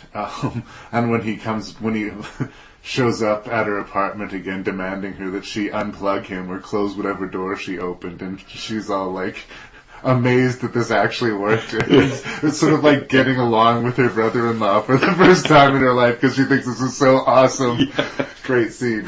I also wanted to mention just some of the boo moments in the haunting stuff in the house. The first time he sees the ghost in the living room. Oh yeah. I jump. Absolutely. I'll watch it. I think everybody rewinds it to watch it again and go, how did they get boo in there? Yeah. And little things like the scene where the wife's filling the tub and you see the ghost put her hand into the water and cools and then the water turns ice cold. Yeah. Nice little touches like that. Now here's my question though. If it's the role of the ghost to try and isolate Kevin Bacon's character so that she can kind of tell her story by drawing him in through whatever the music, because then that scene directly goes into that scene where he's on the main floor and he's got the headphones on. He keeps on hearing bits of painted black. Yeah. So so if the goal is to get his attention, isolate him, why does the ghost turn the water ice cold? And why does she go for the TV, and turns the channels? I don't understand those kind of choices with the ghost, because it doesn't really influence, kind of goes counter to what I think she uses different tacks for each of them. With the little boy, she seems to be able to have full-on conversations, but the little boy seems to directly interact with her, but she doesn't, they don't believe, the parents aren't going to believe the little boy. Yeah. When she realizes that the husband can see her, then she starts acting aggressively towards the husband. Yeah. And when that's not working for her, then she tries as a last ditch to the wife. And some of those are a little bit creepier because she's having to physically try to express herself. Yeah. So that scene where she chills the bathtub water, or that utterly chilling moment where she possesses the son and says, don't talk to the boy, talk to me. That was just a real ooh, yikes. And even if she was just earnestly trying to say, I was murdered in your house, please, solve my death. Obviously, if you see your kid starting to talk like that, or if the bathwater suddenly turns cold, it'll just be terrifying and you'll flee. Yeah. Right? In a way, I kind of like that approach because it's like the ghost is just trying to communicate, but as a result, she's terrifying everybody in the house, except for the little boy who thinks it's just, another day. So I guess what we're saying here overall is that I really, really like the movie. And there's some genuinely chilling moments. And I think so, yeah. I think that right down to the end credits, it was very popular to end your movies with a big boo moment scare, and still is, it's popcorn sort of environment for a horror movie. You know, always leave them on a laugh, they say with a comedy. With a horror movies, you know, Carrie's hand comes out of the grave, or the boy Jason jumps out of the water, or whatever. Yeah. And I really like the track that this movie takes on that. You know, it's a happy ending, but they still decide they need to move out of their house. Their neighbors were a little bit crummy, and their house was very haunted and was kind of destroyed in the attempt to find the body. So they're moving away. And there's sort of a happy shot of Kevin Bacon and a happy shot of his wife. And they go to the back seat, and the little boy's looking at all the houses. And all of these voices start cycling through his head. And he just puts his hands over his ears. It's like not exactly a boo moment, but is it a happy ending? You're just like, what's the world like for this poor little boy? And, big thumbs up on Stir of Echoes. I felt some of the transitions kind of jarring. It seemed like they were trying to end the scene. They didn't know how to end a scene, so they're like the tailgate scene. There's just like this where he's first asking the other guys about the girl. Her disappearance, and it's like I think it was just after the game. Must have been just after some tailgate is going on within the whole neighborhood. So they get out the information that they need within the scene, and then the way they transition out of it was just like a guys throw a ball into where they're standing, and they all pile up, and they're like, "Oh, boys will be boys," or something like that, and then it cuts. Just had some weird, like... Why is that scene there? Unless there's something important to the plot. And I think there was something important in there, and they're asking the questions, but just their way of transitioning out of it just seemed like it was like, and look over there. It didn't seem immediately relevant at the time that he was so into the fact that his boy was a star athlete. It didn't seem relevant to the story. And as it turns out, it was later. But especially on first pass in the movie, it just seemed like... Here's some more getting to know you sequences when, you know, the intrigue seems to have already started. Yeah. I think there's a sequence with the babysitter where she has a little freak out and believes that the little boy has been talking to her dead sister. And there's this whole sort of false kidnapping sequence, which, of all the sequences in the movie, I think it was probably my least favorite, just because I didn't believe her... that's the track that she would take. Even if she believed that she would just take that little kid out. She wouldn't, like, immediately call her parents or call the police and have them come to the house. Like, the fact that the babysitter decided to take the kid and run just seemed like the movie needed a big sort of sequence early in the movie, so they kind of conjured one a little bit. They also had to kind of start to give him his abilities to see things. Like, it started with, like, the red flashes, which kind of guided him where he needed to go, and then so he needed that, the harnessing of his powers. But, you're just having her run off. There are more logical steps that she would have taken than to kidnap the boy to, like, a place like it wasn't the train station. Yeah. But I think that's where her mom was, which just happened to work out. But it's like, you have to know that if you're kidnapping a kid and you're going to a train station, people are going to be like, alarms are going off really loud. I would think so, especially when you could have your phone there, not a cell phone, but you could phone anybody. Yeah. There's a great imagination into this story, and as like I said, I think that it definitely influenced Stephen King and other authors, and I think it does credit to the source material. What I do like about it too is that, when we're comparing it to, again, to The Shining, is he's going crazy, but doesn't necessarily tip that point. He's actually vindicated and right at the end, and so I think I think I like that part about it, that it's different than obviously than The Shining, but also that it's pretty much like a detective story. He's trying to put the pieces together to try and I think that the major difference between the Stir of Echoes and The Shining is that in Stir of Echoes, the ghost's intentions are somewhat pure.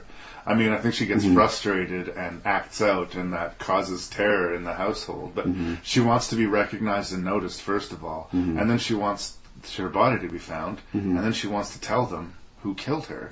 And she's sort of stuck there until somebody figures this out. So she's desperate, and she comes off as scary. Whereas the entities that we're dealing with in The Shining are malevolent. Yes. They're evil, and they see a weak man, and they see a way to exploit him so that they can gain access to his super psychic child. But that's, of course, a discussion for another day. I'm a big fan of Stir of Echoes, and like I say, it got lost in the traffic of really great movies in 1999. Seek it out, because it's solid, and it still remains solid today. As you can see, the housework has been rather neglected since the servants disappeared almost a week ago. You mean they just vanished? Into thin air. Perhaps I should introduce you to the children. How do you do, children? I'm your new nanny. Are you going to leave us too? Why should I leave you? The others said they wouldn't, but they did, and then it happened. My children sometimes have strange ideas, but you mustn't pay any attention. Children will be children. Why do you open the curtains? It was Victor. You told your brother that there was someone else in the room. There was. That'll do, Anne.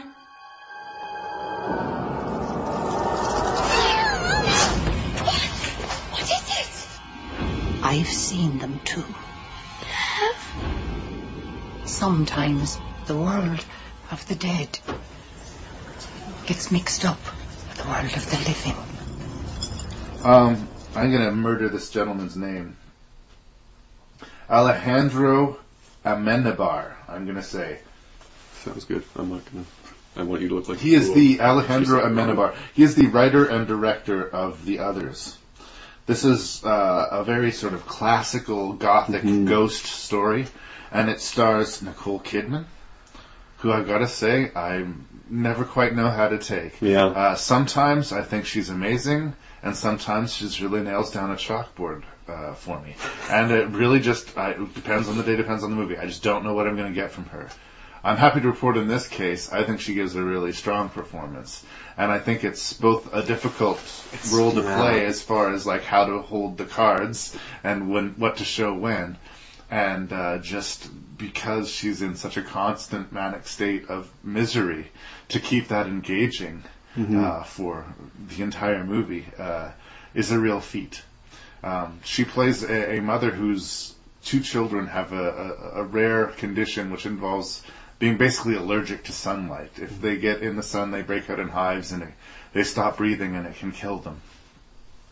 So she lives in a beautiful mansion which she is forced to cover all of the windows, seal all of the doors, so that nobody can accidentally open a door. And there's a series of patterns and locks. Yeah, she's got to lock every door behind her, and she's got to keep everything safe. And this is all motivated on being a good mom. But it does two things. It makes the house creepy and atmospheric. Yeah.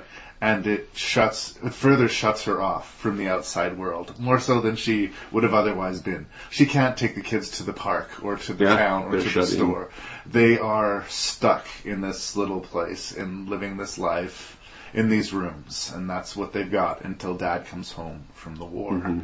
And one day, they start hearing voices in some of the rooms. What do you think of The Others? Well, I like The Others. When trying to watch these again, I try and see if I can watch them just as films now, rather than films that have been influenced by something that's come before it. And it's hard for me because The Sixth Sense, and I don't want to give it, hype it up too much, but it started making me look at films, especially kind of ghost films or whatnot, and kind of analyze them and go, okay, and critique them as I'm watching them a bit more. So I sit there and I go, why are we filming this at this time period? Why is this important? And so as I go through The Others, I do enjoy it, but I keep thinking that, no, there's something that's off right away. And then I start to think, why are the ghosts all of a sudden just turning up?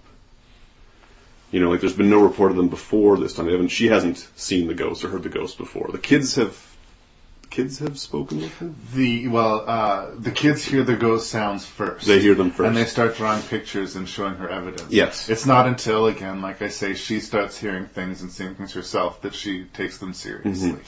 Yeah. Again, it's really hard to convince somebody of these things. Yeah. And then there's they add the creepiness of these people that are coming in as servants that you don't know if she can trust them. Yeah. And then she finds the book of the dead. Post-mortem photography. It's basically it was very popular in the 19th century when somebody in the family was to die. Part of a way to memorialize them would to be posed with the corpse. Yeah. It's very creepy stuff, eyes open or closed, and sometimes, basically pose them like living dolls. Yeah. So you have one more keepsake of your child who died of tuberculosis. Yeah. It's creepy shit. Yeah. But people's attitude towards death was different than Yeah. it was today. That is for sure. Absolutely. And to find that in your house would be, creepy. Why is this book of dead people in my house? So there were just sort of little things that said, okay, I just have to watch this movie a bit more closely. I just can't sit back and just enjoy it for the story that it is. I have to sit here. It's kind of like when you start to learn music or learn the guitar and you go, I wonder how I can play that. And you realize that learning how to play an instrument has kind of ruined music for you. Right. Instead of being able to just sit back and enjoy it and let it all come in, now you go, how would I do that? So you almost instantly go to analyze something before, and I think that's what happened after watching The Sixth Sense. So this one, I wasn't as jacked about the ending. I thought the ending was heartbreaking. Yeah. But when I found out what the catch was, the twist was, it wasn't shocking to me. I'll agree with you to the point where I saw the twist coming. Okay. A long ways away. You did, hey? Whereas that wasn't the case, especially the first time I saw The Sixth Sense. Yeah. I genuinely, the gotcha got me, and bravo to that. But I think you're right, because of the movies that came before this, you find yourself looking for the twist ending. Yeah. For me, it's when Christopher Eccleston's character shows up. Yeah. Her husband returns out of the fog from the war, and he's acting completely zombified and crazy. Yeah. And he seems really saddened by being this reunion with his family seems to break his heart. Yeah. And then he goes back to the front lines, of the war, as if that's a better option for him, and he disappears. Yeah. At that point, I said, okay, they're all ghosts. Yeah. And I was right.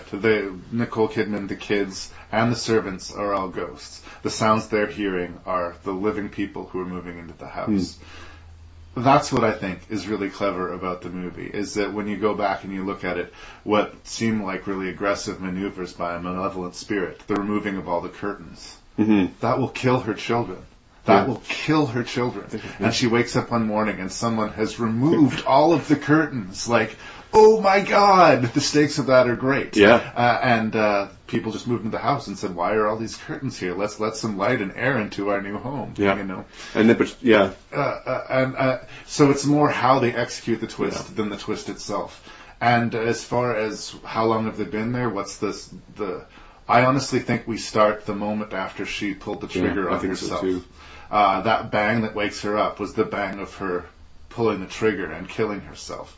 She'd been locked and lonely in that house for so long and with those kids for so long that she snapped and she smothered her children and took her own life. And when she wakes up and she's a ghost, she feels like that didn't happen. That was just a bad dream.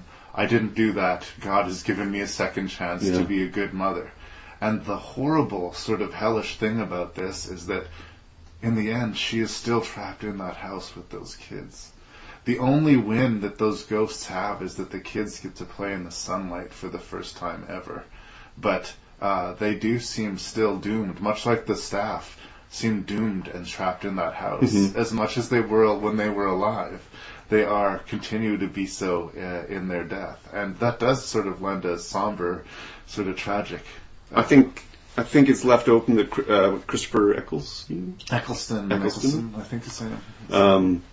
The servants do mention that sometimes you're just not ready to know or know exactly that you're dead yet, but it'll come. So there is some comfort too in the fact that he will eventually realize that he is meant for probably going back and forth between the two. It's hard. See, the way I saw it is that he knew he was a ghost. He died on the front lines of the war, and he was sort of in that middle ground too. And he found his way home, and when he found that she had killed his kids and herself, that was so miserable to him too. It was almost worse to discover that, right? So he can't even deal with it, and he goes back to whatever, horrible war landscape he was haunting previously. It's because that was so much is left for you to sort of fill in, but the production design of the movie is great. Yeah, I believe Fiona Flanagan plays the sort of head of the new staff that shows up.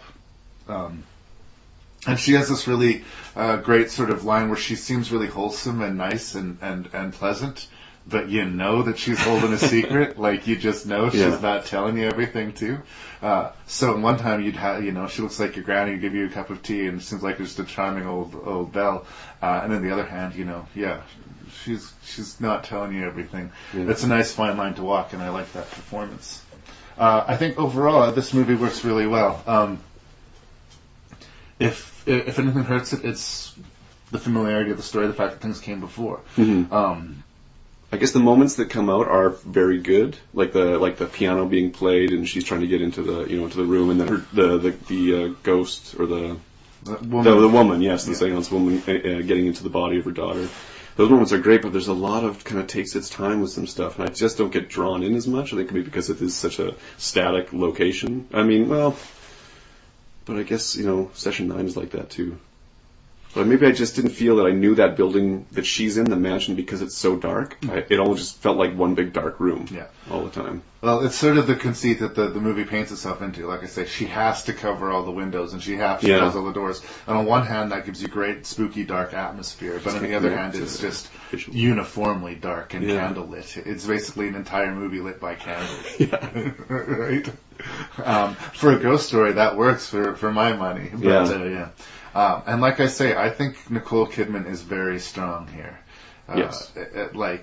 When she finally has that moment of realization, and her children embrace her. And again, that's a curious thing too, because they realize what happened then too. Their mother killed them. And they run and hug her to comfort her when she realizes it. And the kids, the performances from both of those kids they're are really good. Fantastic. Yeah. And again, the great reversal of scenes where in the little boy who's living in the house has the misfortune to be sleeping in the same room that these two ghost kids are. Yeah. And when these two ghost kids have this horrifying thing that there's a boy sleeping in the same bed with them, and he keeps going and opening the curtain. It's so horrifying when you hear their side of it. Yeah. But when you look at the movie again, look at it from the point of view of this little kid in the bed. He keeps going and closing the curtains, and the curtains keep on closing themselves back.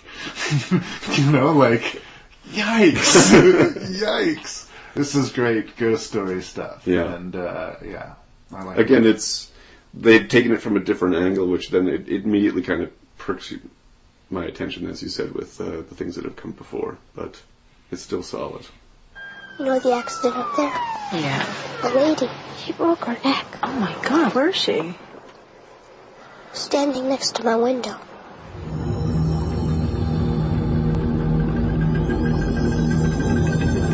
You have a secret, but you don't want to tell me. I see dead people walking around like regular people. I don't see anything. Are you sure they're there? They're everywhere. They want me to do things for them. I think that they know that you're one of these very rare people who can see them, so you need to help them. What if they don't want to help? I don't think that's the way it works. How do you know for sure? Not every gift. Is anyone there? Is a blessing. No! The sixth sense. Please make them be. I'm working on it. Okay, M. Night Shyamalan. A lot of people believe that this movie, The Sixth Sense, was his first film. It's not. He actually had a couple of movies before it. This was his first high-profile, big-budget Hollywood film, and it was definitely the one that put him on the map. After The Sixth Sense came out, basically, as far as the media was concerned, he was the new Hitchcock. Yeah. And he tried to do everything he could to sort of live up to that, as far as releasing a thriller a year and even putting himself in the movies in small cameos. But I will say that although I don't think all of the movies he's made subsequently are bad, he has never come remotely close to making a film anywhere near the quality of The Sixth Sense subsequently.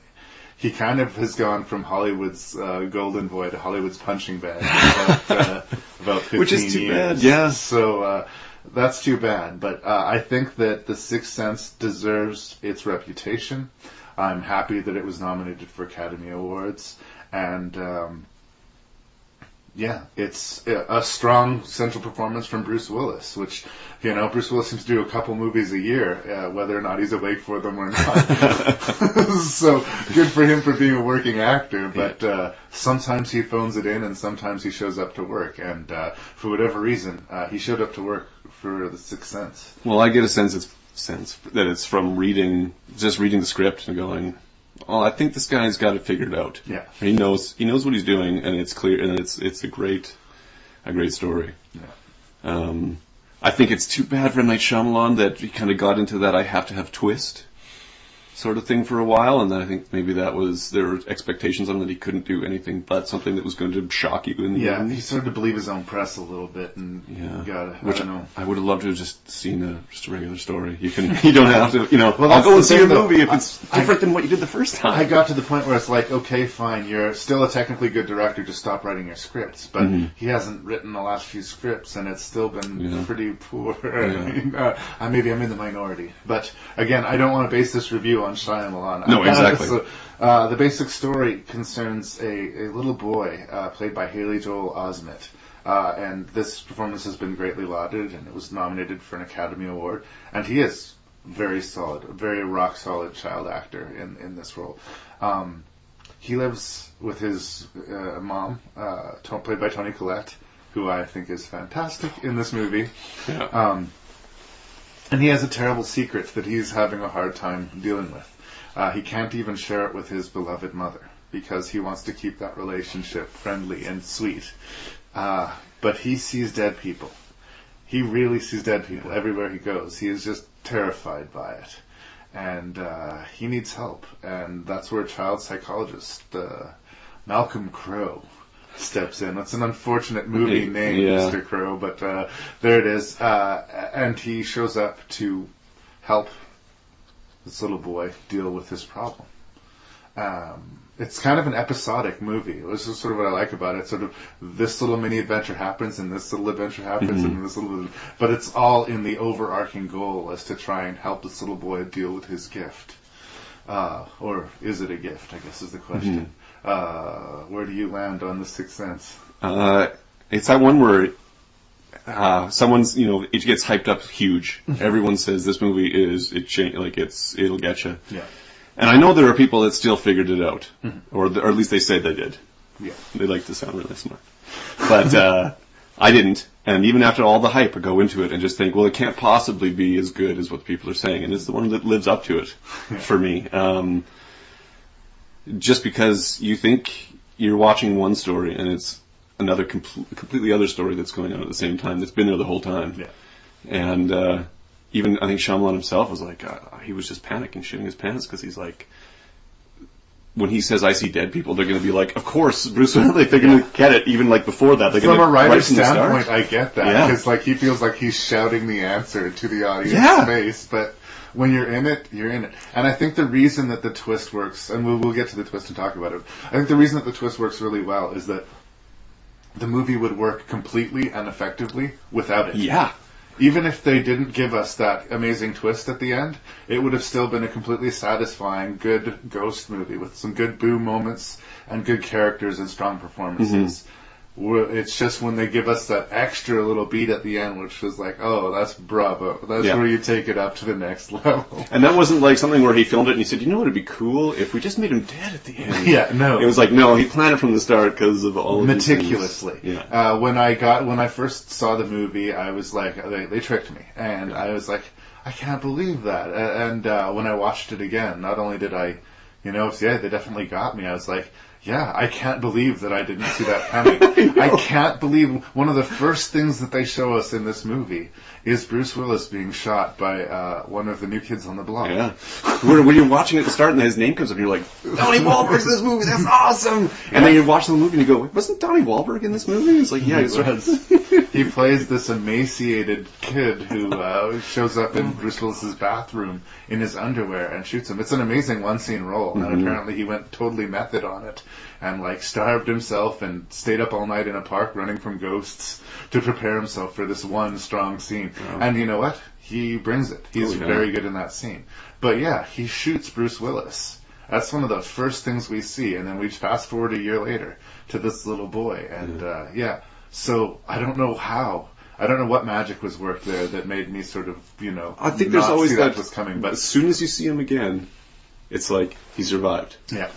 Well, and there's a couple of scenes that I was almost going to call bullshit. It's like didn't he talk to Toni Collette? No, he didn't. Yeah. He was in the room with Toni Collette on several occasions, but they never say a word to each other. He goes to the dinner with his wife, but she doesn't speak to him. At the time, you think it's because she's upset with him. But she's upset because it's her anniversary. Her husband died, and this is where she used to have her anniversary dinner with her husband. Yeah. Like, it works completely. Absolutely. The whole business with him always going to the basement door and it being locked. And then we find out later that she's actually put a table in front of the door. Like, she hates that door because that's where he would always go to work and ignore her. Mm-hmm. All these great little notions work. I'm trying to remember the name of the actress who plays his wife. Olivia. Yeah. Oh, yeah. Olivia Williams? That sounds probably about right. I'll say Olivia Williams. It's a tricky role anyway, and Toni Collette has to play this as well, but where you're in a room with Bruce Willis, you're doing a scene sort of with Bruce Willis, but you don't acknowledge Bruce Willis at all, In Toni Collette's scene, her focus is her little boy, Yeah. And so this is a great little game that all of the cast and the director is playing with the audience the whole movie. And the fact that nobody winks, that nobody, takes their hand is kind of a miracle, Well, I think that just speaks to how good they are. That whole movie, when I kind of compare it with the other movies here, that's a solid 3 right there. Bruce Willis is known for he'll do something like the tough guy movies, but he also will come out with ones that you're just like, what? Yeah. And because he'll pick something that's great, like 12 Monkeys. It's completely different performance than what he gives in anything else that he's done. He's more kind of quiet and reserved in that movie, whereas Brad Pitt does the opposite. He's more kind of in your face. So he'll come out with these movies that you think, is this just going to be like another Die Hard, or is this going to be something good? And he'll keep switching it around. Plus, Toni Collette's someone I've never seen before, but you can just tell in this movie that she's bought into what Shyamalan's written, what he's talking about, and what they're trying to do, and she understands how to convey that, like you said, in those scenes, with 100%, I think, she's unbelievable. She deserved an Oscar for that performance. Oh, I think she is alone. Just heartbreaking. I mean, her son is in a terrible, heartbreaking position, but her position is not only is her son going through hell and she knows it, she feels utterly helpless on what to do about it. And anytime she reaches out for help, people basically accuse her of abusing her son. Yeah. And that scene, sort of really what you think is the climax of the movie, and emotionally, I think, kind of is the climax of the movie, where he finally tells the secret to his mom, that he can see dead people, and she believes him. Yeah. Is so amazing. Toni Collette is so fantastic in that scene, because, in a way, she's talking to her son as an adult for the first time. Yeah. And she's connecting with it, and realizing the size of the adversary that she and her son has been dealing with, but also feeling the relief of actually knowing what the problem is. This is sort of me when I say, with any project or any stage in life, there is going to be a crisis. In a way, I take comfort when the crisis arrives, because I no longer have to await the crisis. Now you can work you to can fix deal it. with the crisis now that you know it's here. It's the anticipation and not knowing what it is. And in a way, as horrifying as that moment is for her, it's also a wonderful moment for her as well. And there's no rainbows and happy endings necessarily. He's still going to see crazy, fucked up shit, but he's not alone. Yeah. Between Malcolm telling him that talking to the ghosts will help, and having somebody who he lives with, who knows what he's going through and he can talk to, he'll be okay. So like I say, the movie, right there, has all the emotional payoff I could have wanted. Yeah. And then we find out that Bruce Willis has been a ghost the whole time, and we didn't know. Bravo. And then the way they reveal it, too, is just really, really nice. Really, it's the ring falling out of her hand, and it's just that little moment there. And all of a sudden he can see his breath. Yeah. And he relives every conversation he had with Cole. Yeah. They even do give us a clip show of everything that we've seen in the movie, just in case you're that guy in the theater who says, bullshit! And, like, I would have been tempted to. Like, the first time it happened, I was genuinely taken by surprise. Yeah. And that's why I think this movie has to rank so high for me, is that it's like, I was genuinely taken. Yeah, it's a great story, and the three of them, like Haley Joel Osment's just adorable. So I probably wasn't hard for Toni Collette to just be in love with this kid because he's just awesome. But him, like I like watching it again. I tried to watch it. Knowing exactly what the ending is, can I watch it and appreciate it?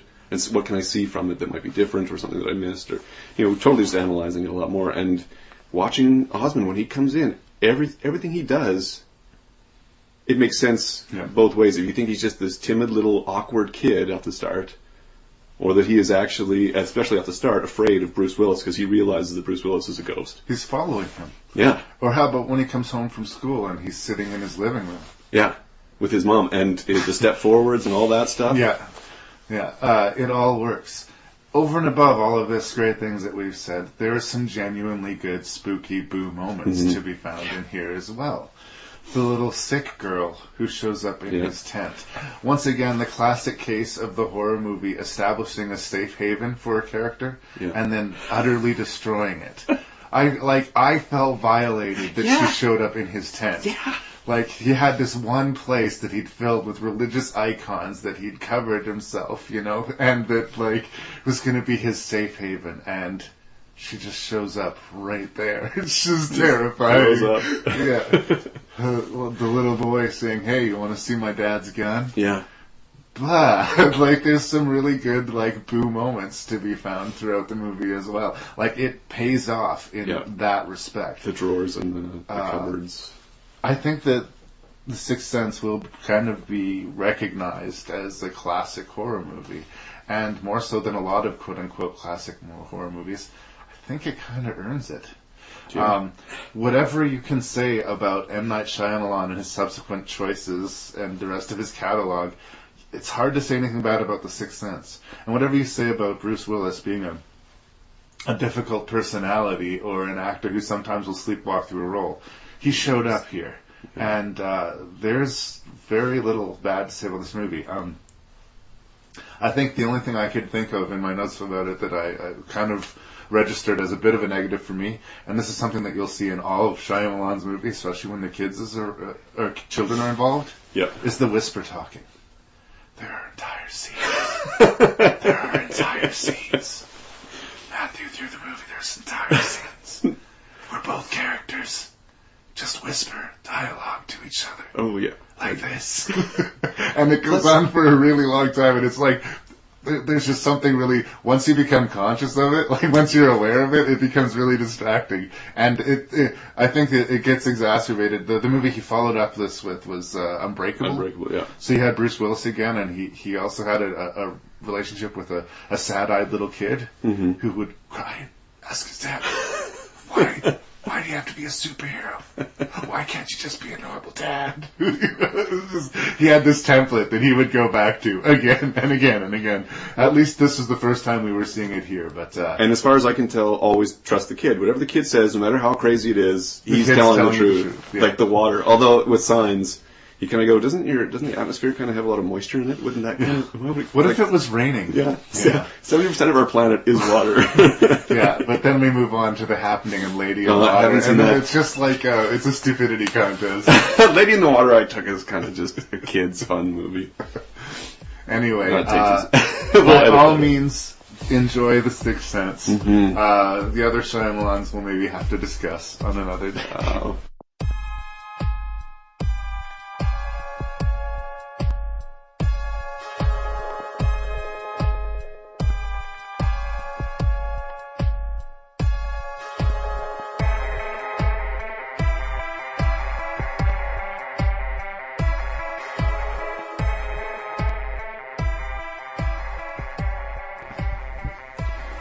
And so it was that Matthew Burgess and I have reviewed 6 ghost movies, and it is that time where we get to rank them. And this was a tough list of movies because, like I said, I liked all of them. So Usually I find that the number 1 and the number 6 at least tend to announce themselves. This one took a little bit of humming and hawing for me. So where did you come out on this? What was your least favorite of these movies and why? I think, well, when I'm looking at these films, I kind of tried to, I would think about, is this, with Session 9, does this classify as a horror, or as a ghost movie or not? And then I kind of just thought, you know what, I should be going with how it makes me feel rather than that. And I know that's more subjective, and so it'll probably take us in far different reasons. But I think that's sort of the purpose of the movies, are to make you feel something and to get freaked out and scared. And so I think that's kind of the way I ranked mine, was more... I think we agree that these are pretty good movies. If you like ghost stories, you can like them. Yeah. My idea of ranking them is, I don't care if we agree necessarily disagree. I don't think any big scraps are going to break down. Yeah, exactly. And then we can be wrong. I get a feeling like if you tell me what you think of The Sixth Sense, so I really like The Sixth Sense, well, so do I. Well, end of conversation, right? Yeah. But if you rank these 6 movies from your least favorite to most, I feel like I know a little bit more where you're coming from in movies. Like, so if I see another ghost movie, I will be able to say, oh, I bet you Matt will like this. You're probably better at the Netflix. Thank you. I don't know if that's a left-handed compliment or not. I've had some bad luck with them. We're rolling. So for me, the number 6 would be The Others. Okay. It just doesn't move enough for me. I don't get. Again, it kind of got stuck with. I've seen The Sixth Sense, so now I'm just hyper aware of things. But there were just things that kind of stuck out as red flags. Maybe you say there's just something. There's going to be a twist, and it just didn't pay off as well for me. The emotional stuff I thought was great.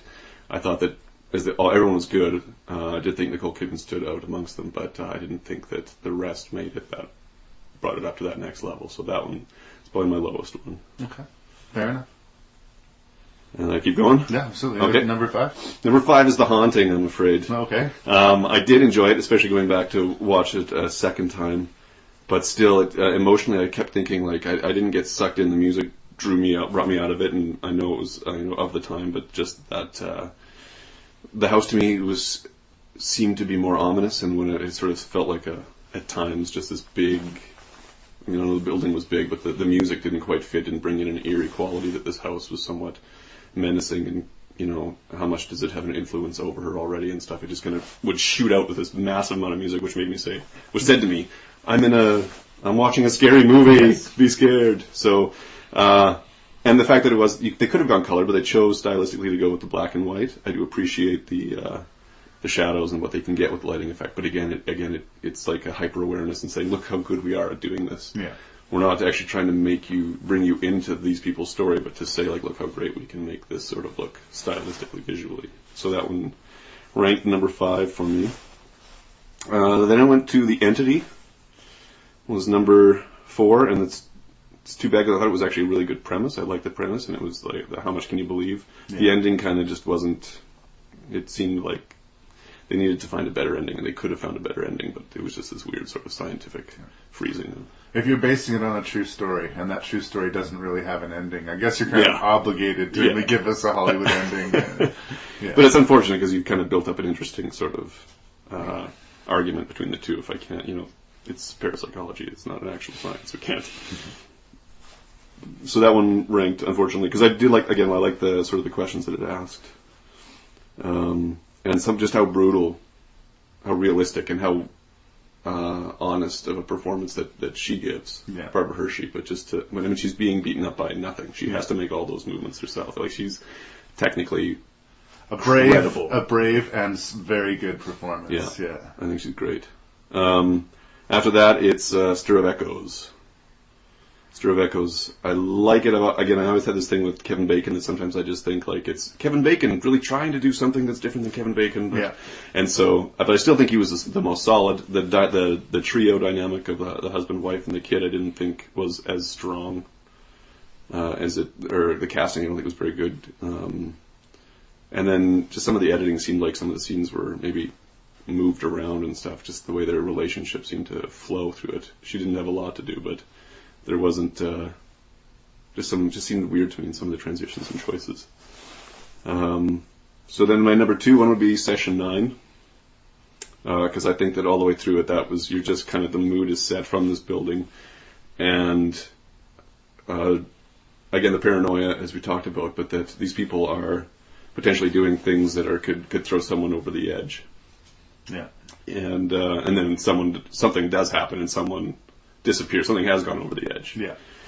And as you find out, that might be still within the building, whatever it is, and that it does kind of balance on the line of, is this a ghost story or is this a psychological thriller? We never, as you say, never tip our hat either way. The ambiguity so it's smart. is strong. It's incredibly smart that way. Yeah. Some of the, I give it some negatives of some of the way they get into dialogue or conversation seems a little bit forced. As they're trying to give the history of the building and stuff, it just seems like some weird sort of... They do some exposition. Yeah, exactly. Yeah. Some interesting stories, and the exposition is really interesting, but it's just sort of a weird how it's like a transition into it. So it seemed like they have this great information, how can we build a scene around it to get that information out to make it seem real, but there's just some awkward moments in there. But what I love about it too is that it's all laid out there for you right from the start. And there are little nuggets or anchors that he kind of leaves throughout, whether it's the flowers that you see kind of in the corner of the room or the cookies that he's got on the side of his truck. Those are all in the basket that he goes to take in. All of the groceries that he brought home with him. That's what he's been living on at night. Yeah. So these great little moments of that kind of stuff, and not really knowing if, again, with Caruso, is he the one to be, feared or worried about? Was he doing what he's doing? What they want you to think he's doing. So that ranked number 2 for me. And then The Sixth Sense just was number 1. I think it was as smart, if not maybe smarter, as Session 9. I don't know I think Brad Anderson in Session 9 shows a lot of camera shots which were similar to, I think you were saying Kubrick's kind of style. Like long pans that would go from room to room. And so I think stylistically with the camera, I think he was doing some better things than maybe what Shyamalan was doing. But I think Shyamalan's story still told it really well visually. But it's a great story, great actors, great twist, and it doesn't have to even be a ghost movie. Well, I mean, it has to be a kid who's troubled by something. This just happens to be ghosts. But the dynamics and the characterization, or how they... Those 3 are solid, the story's solid, and the director knows what he's doing. It takes it number 1 for me. Well, I'm not going to fight you with that list, but you're not wrong in that our lists are actually quite different. But that's okay. Like I said, I think we're agreed that these are all solid movies. Yeah, and, it's hard. It's so hard. Even with the ones that I have some problems with, I do think that there's something that gets under my skin. There's something in the entity that raises my hackles. Yeah. And like I say, the boldness of Barbara Hershey's performance cries out to be watched. Mm-hmm. So it's unfortunate that I actually put it at number 6. I think that from a concept level, it is probably as terrifying as anything in here. Mm-hmm. But as we discussed, it's all sort of set up and no real kind of finish. We got 2/3 of a story here, and that 2/3 of the story is really scary.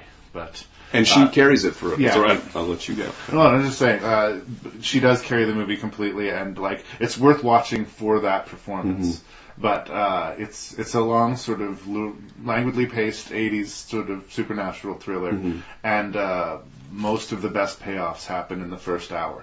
Mm-hmm.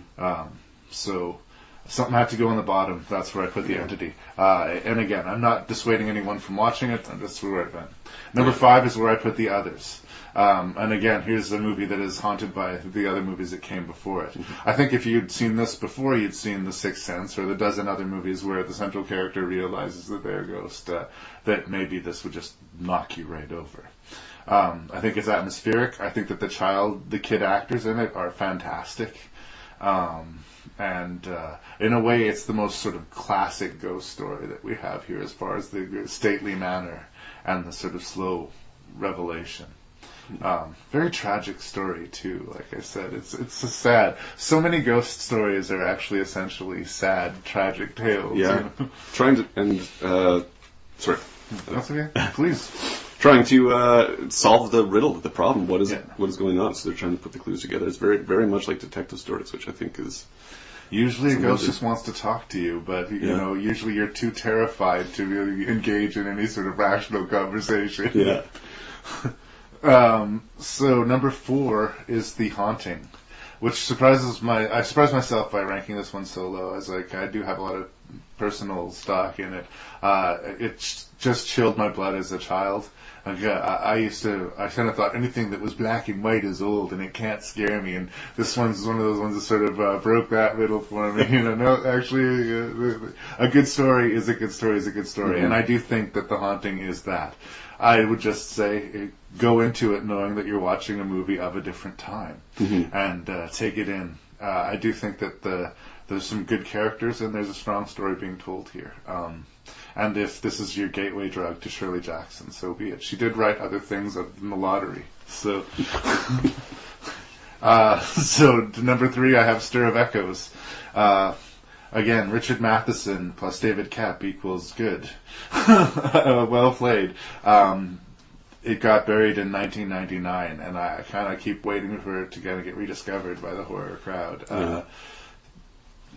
Kevin Bacon, you're right. I'm not really sure how to take of him, but usually with the thrillers, I will give him a pass, I like Tremors, I like Flatliners. I thought he was a pretty good bad guy in that River Wild movie with Meryl Streep, for some reason when he gets his nasty on, I can bring him. So, big fan of Stir of Echoes. If you haven't seen it, it's definitely worth seeking out. Controversially, I'm going to put The Sixth Sense at number 2. Dun, dun, dun! That's huge. That's a huge switch. That's awesome. Well, again, these lists are personal to me. And really, everything that this movie sets out to accomplish, it does and exceeds and hits it right out of the park.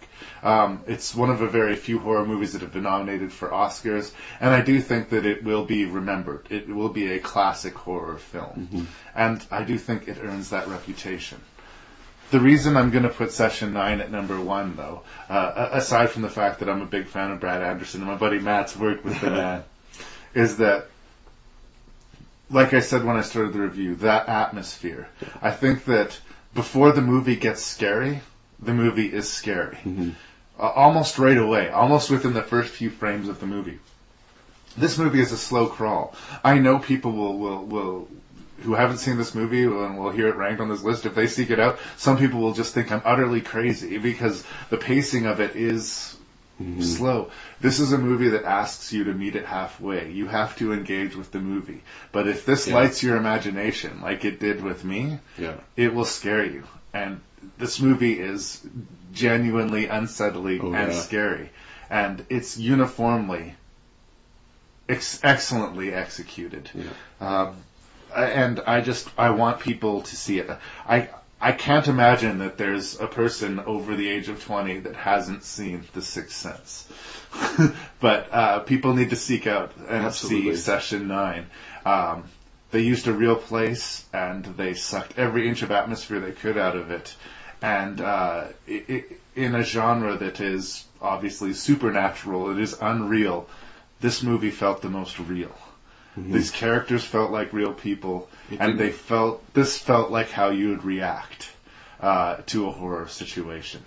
We talked about the scene where Josh Lucas' character goes back to the Danvers place at night to get a stash of coins that he had found, and this was his retirement plan. He's not a believer in ghosts, and he's going back to this creepy building in the dead of night. And it's a creepy errand that he has to run, but the payoff is huge. And he does probably what you or I would do if we had that errand to run. He gets the brightest flashlight he can, and he plugs in some music, and he goes in there to get her done. And by shutting off your senses with the music and giving yourself the limited perspective of just that shaft of light, it's like, in a way, you'd think you're making it more terrifying. It's definitely more terrifying for me as a listener. But at no point did I find myself saying, bullshit, he wouldn't do that. This isn't the woman walking slowly down the hallway in her panties saying, where's my boyfriend? It's grounded in a reality. And I just, it knocked me over the first time I saw it, and I wasn't expecting it to. People may call bullshit that I put it number 1 over The Sixth Sense, but that's just how I feel, and I'm sticking to it. I think that's a great number 1. I didn't have the balls to do it. But yeah, at no point does it ever ask you to suspend your disbelief. Yeah. You could take it at face value if you wanted to, but if you engage with it like I did, it will scare you. You know? There's no necessarily physical evidence that there's no door like in The Haunting that's moving. Yeah. There's no actual seeing the dead people. It's, I mean, if he's seen them, we can see it in his face that they don't. We hear things, but we don't know if that's an actual sound or if that's a voice in a character's head, and they ride that ambiguity just wonderfully. It's a strong picture.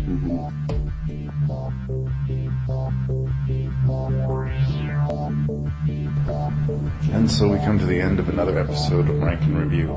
And so your host and random Canadian, Larry Parsons, as usual, thanks you so much for your time. If you would like to comment or critique or give any kind of feedback, you can do that at rankinreview@gmail.com. That's RANKNREVIEW@gmail.com. We also have a Facebook presence, but that is Rank and Review, not Rank and Review. So feel free to seek us out there, like us, comment, and by all means, spread the word. I hope you join us again for Rank and Review.